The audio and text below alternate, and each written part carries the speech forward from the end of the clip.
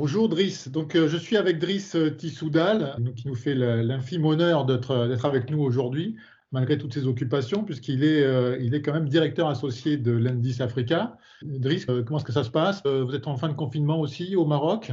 En principe, oui, vers le 20, mais je crois qu'il y aura un prolongement. On est en couvre-feu de 19 h à 6 h le matin. D'accord. Tu as rejoint l'équipe L'Indice il y a longtemps déjà ou c'est tout nouveau pour toi? Cette aventure a commencé il y a à peu près maintenant un an. C'était nouveau. On a échangé avant sur justement ce sujet-là des normes IFRS, c'est ma spécialité. Et donc, c'est là que j'ai rejoint l'équipe L'Indice. On a créé le hub africain ici à Casa Finance City. C'est un hub financier qui se trouve à Casablanca, mais qui couvre l'ensemble des pays africains. C'est les mêmes champs d'activité que l'Indice France. On a 6 pôles d'activité. On est à peu près une dizaine de consultants et on travaille avec beaucoup d'indépendants. Et on a un grand continent à couvrir. On a des missions au Bénin, on a une mission au Cameroun, on a des missions en Côte d'Ivoire, au Sénégal, en Algérie et en Tunisie. Donc, on couvre pas mal de territoires. D'accord, donc c'est une aventure qui démarre sur les chapeaux de roue. Tu es plutôt spécialiste d'IFRS et notamment d'IFRS 17. Tu peux dire un petit peu, là, aujourd'hui, c'est quoi les problématiques avec l'IFRS 17? On en est où de cette norme? J'ai cru comprendre qu'elle était retardée. Dis-nous un peu plus. Oui, exactement. D'abord, juste, je précise une chose très importante. La norme IFRS 17, c'est une norme qu'on parle depuis à peu près 4 ans, mais c'est une norme qui n'est pas figée encore 100%. Et donc, tous les projets qu'on entend d'IFRS 17, ben, on est un petit peu à l'aveugle et on attend toujours que cette norme-là soit publiée définitivement.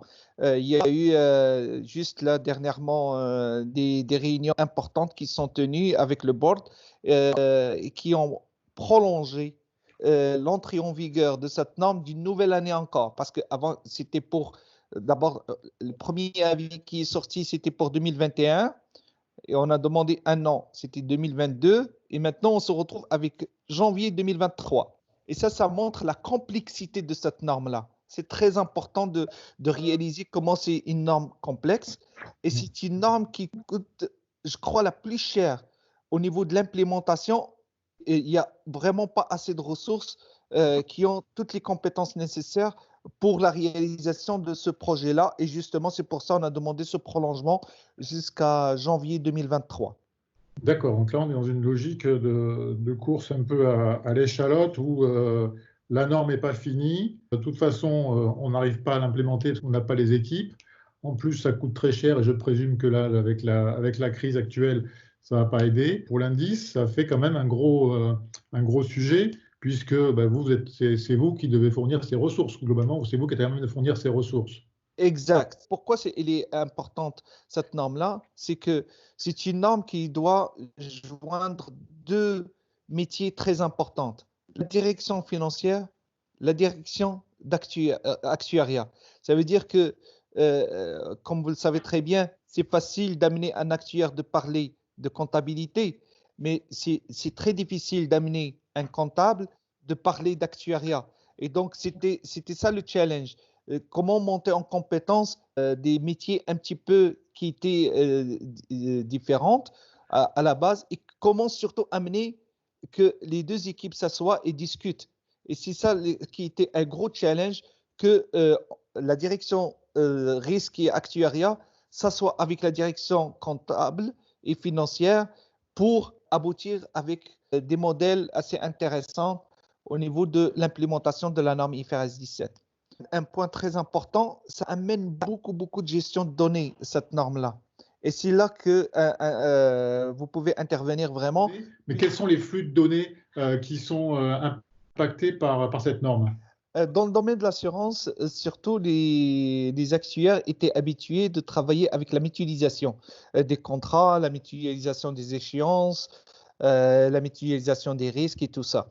Maintenant, la norme IFRS 17 a introduit un nouveau concept de granulité. C'est My Contrat. Ça veut dire qu'on doit, contrat par contrat, portefeuille par portefeuille, gérer ces portefeuilles-là distinctement au niveau du calcul. Je vais vous épargner un petit peu la technique, mais on a une nouvelle méthode de calcul de l'évaluation du passif financier qui va générer cette quantité de données que j'étais en train de parler.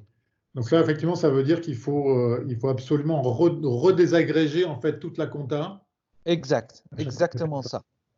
Et deuxième chose, pourquoi ça devient une norme importante? Il a un impact important sur la volatilité accrue du bilan et il y a un risque important s'il n'est pas correctement géré au niveau de la baisse des résultats. Un impact bilan, c'est ça que tu dis. Exact, Un impact exact, bilan, c'est-à-dire qu'au final, toutes ces écritures dont ils vont être restructurées au final vont exact, devoir, bien évidemment, à un moment donné, intégrer le bilan.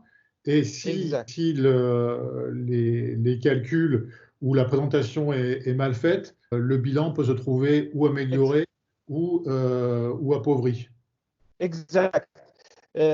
Pourquoi aussi? C'est qu'il y a beaucoup, beaucoup d'options. Et si on parle de la modélisation IFRS 17, on peut parler de vraiment énormément de modélisation et ça amène beaucoup d'interprétations et ça amène beaucoup de choix d'options.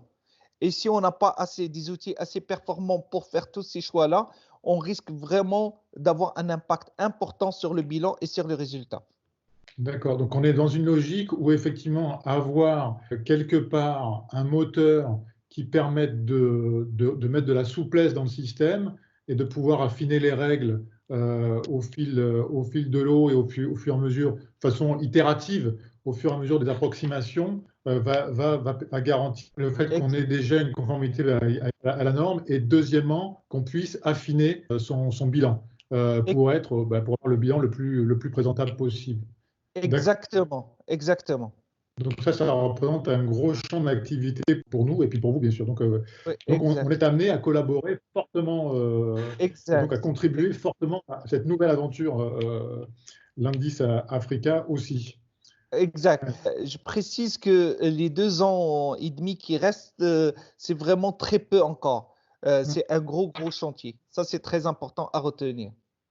Ok. Il faut vraiment démarrer maintenant si on veut être dans les temps maintenant pour 2023, janvier 2023. Ok. Ben écoute, Driss, c'est super, je te remercie. Nous aurons le plaisir de retrouver l'indice et Driss Tissoudal sur d'autres sujets. Merci à tous, à très bientôt.